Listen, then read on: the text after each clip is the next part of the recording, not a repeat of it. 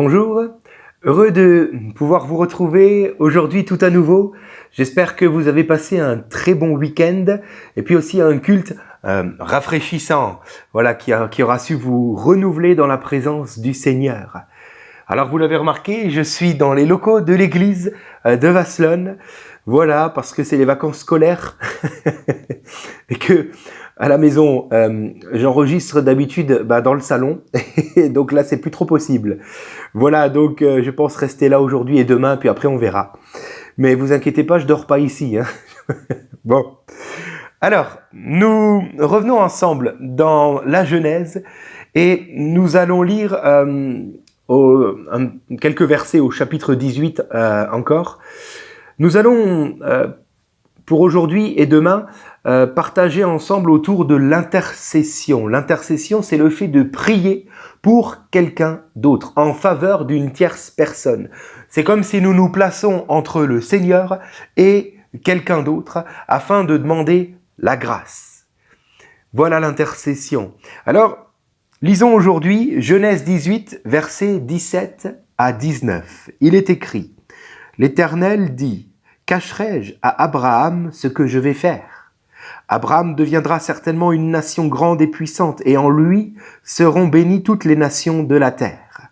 Car je l'ai choisi afin qu'il ordonne à ses fils et à sa maison après lui de garder la voie de l'Éternel, en pratiquant la droiture et la justice, et qu'ainsi l'Éternel accomplisse en faveur d'Abraham les promesses qu'il lui a faites.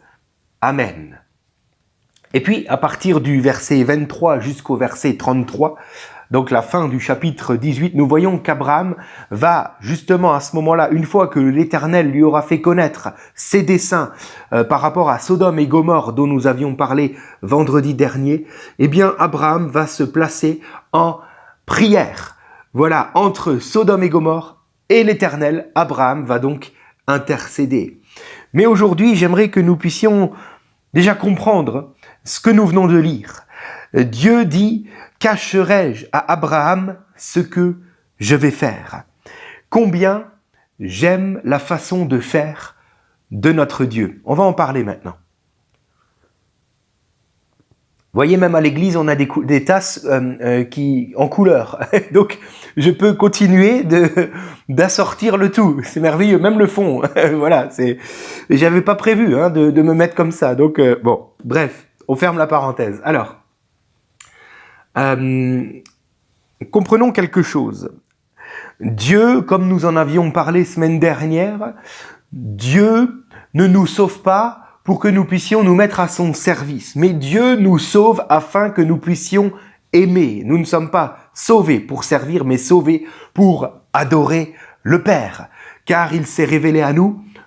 Ainsi faisant, il nous sauve, mais dans cette révélation, nous ne pouvons rien faire d'autre que l'aimer en retour, l'adorer de tout notre cœur. Voilà pourquoi le plus grand de tous les commandements est celui-ci : tu aimeras le Seigneur ton Dieu de tout ton cœur, de toute ton âme, de toute ta pensée et de toute ta force. Et voici le second qui lui est semblable : tu aimeras ton prochain comme toi-même.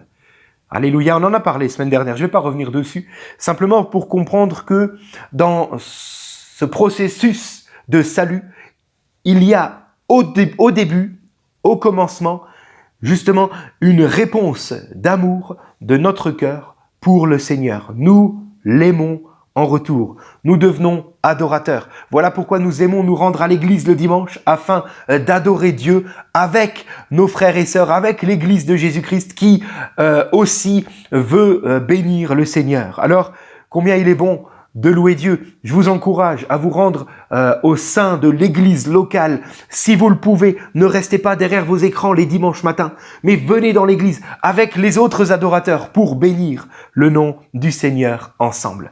Alors oui, nous adorons le Seigneur, mais on en a aussi parlé semaine dernière. Il y a un mais à tout cela, c'est que lorsque le service, lorsque le besoin se fait ressentir et vient frapper à la porte du cœur d'un adorateur, l'adorateur ne pourra rien faire d'autre que de s'empresser à se mettre au service.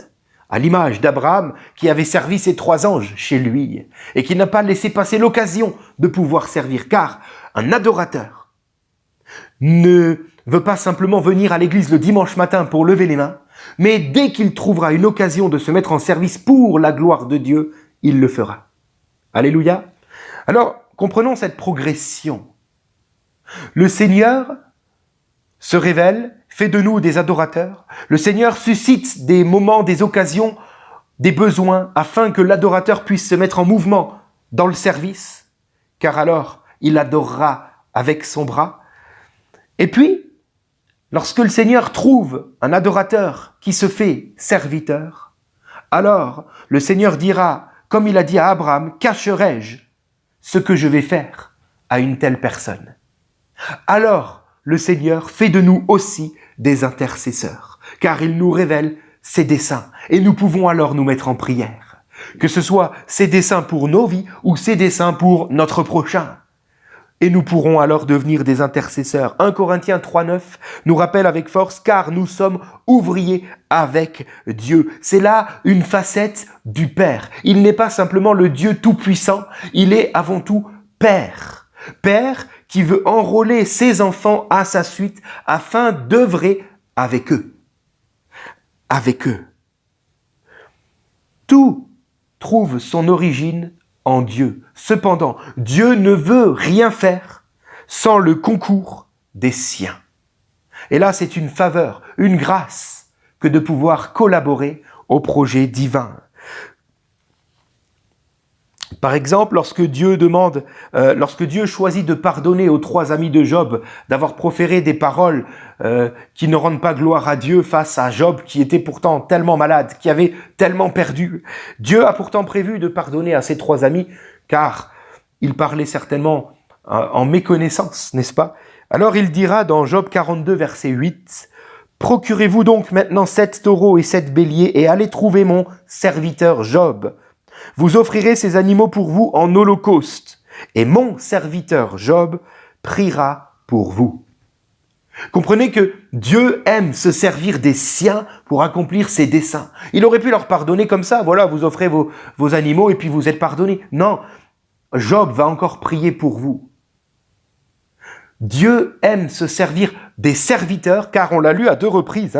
Allez trouver mon serviteur Job et mon serviteur Job priera pour vous. Dieu se sert de ceux qui adorent, mais aussi qui sont rentrés dans un esprit de service, afin que eux puissent ensuite, par leur prière, accomplir les desseins de Dieu. Dieu veut se servir de ses enfants de cette manière-là.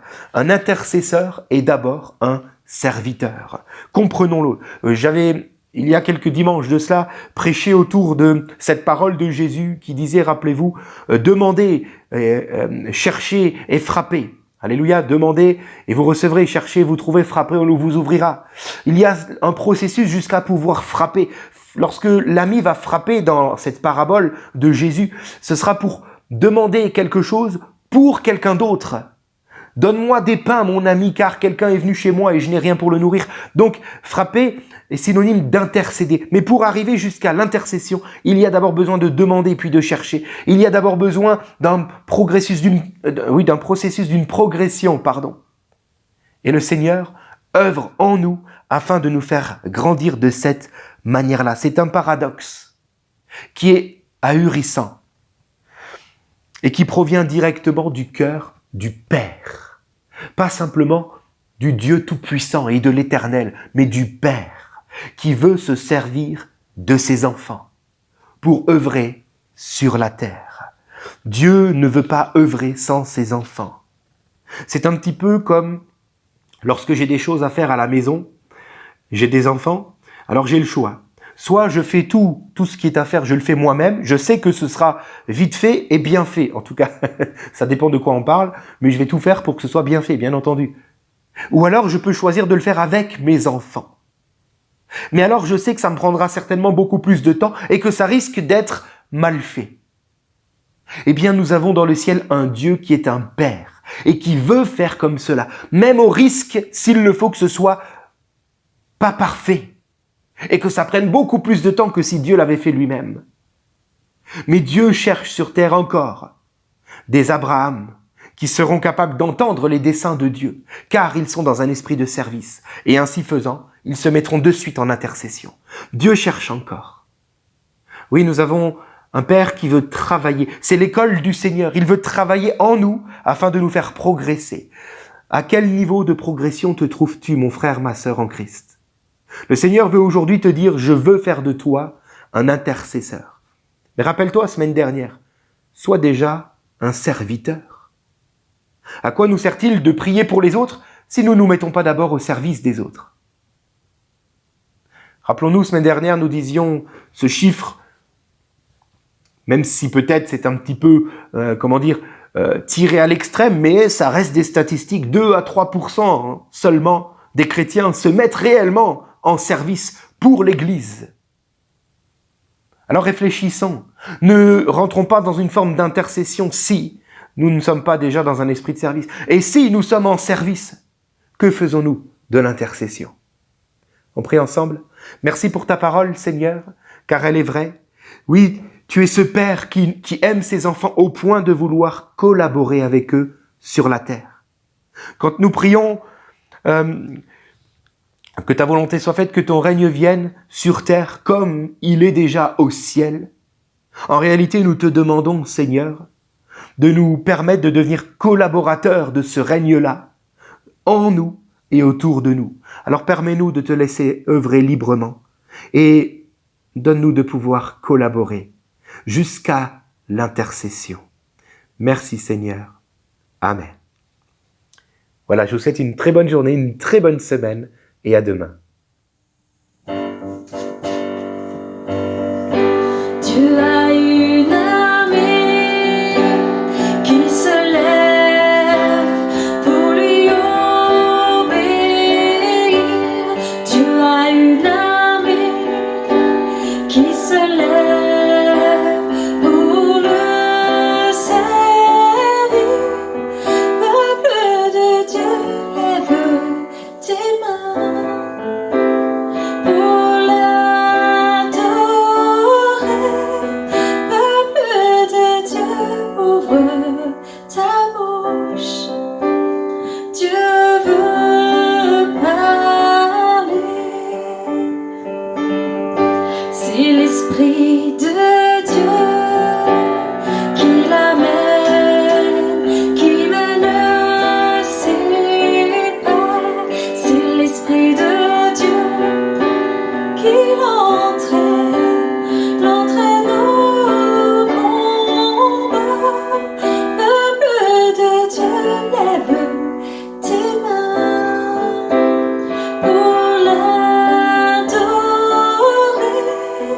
Peuple de Dieu, ouvre ta bouche. Dieu veut parler.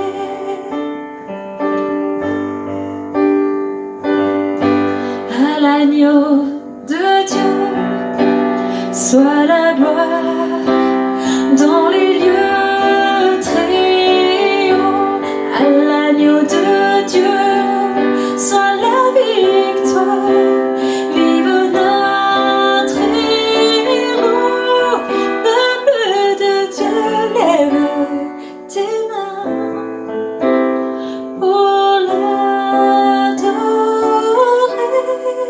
Peuple de Dieu, ouvre